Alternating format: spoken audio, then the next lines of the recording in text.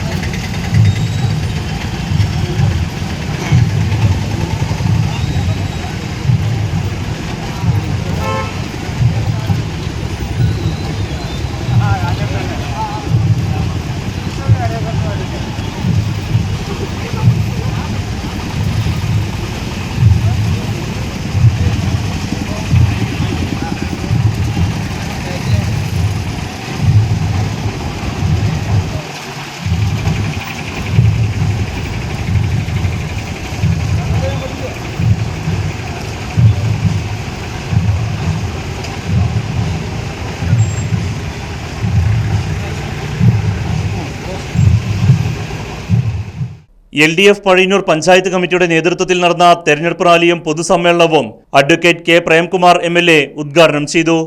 ഏത് സാമൂഹ്യ ജനവിഭാഗത്തിനാണ് മോദി ഭരണത്തിന്റെ ഗുണം ലഭിച്ചത് എന്ന് നമ്മളൊന്ന് ചിന്തിക്കണം.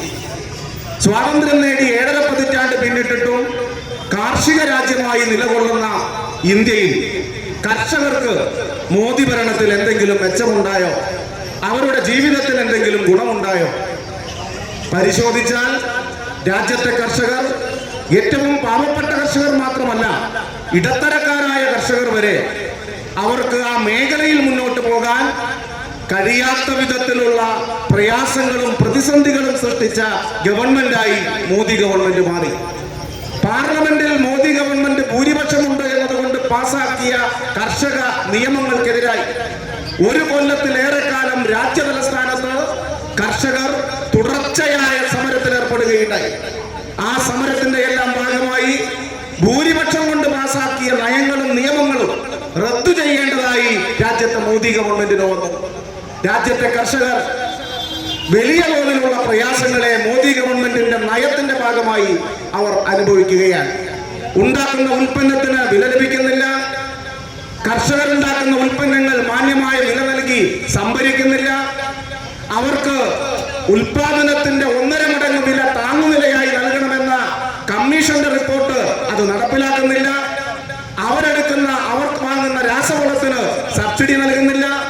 പ്രകൃതി ദുരന്തം വന്നാൽ വേനലാകട്ടെ, അധികം മഴയാകട്ടെ, കാലാവസ്ഥയുടെ ഭാഗമായി ഉണ്ടാകുന്ന വ്യതിയാനമാകട്ടെ, അതിന്റെ എല്ലാം ഭാഗമായി വലിയ തോതിൽ നഷ്ടം വരുന്ന കർഷകർക്ക് ആശ്വാസം നൽകാൻ രാജ്യത്ത് ഒരു ഗവൺമെന്റ് ഇല്ല എന്നതാണ് അവരഭിമുഖീകരിക്കുന്ന പ്രശ്നം. KS സുകുമാരൻ അധ്യക്ഷനായിരുന്നു.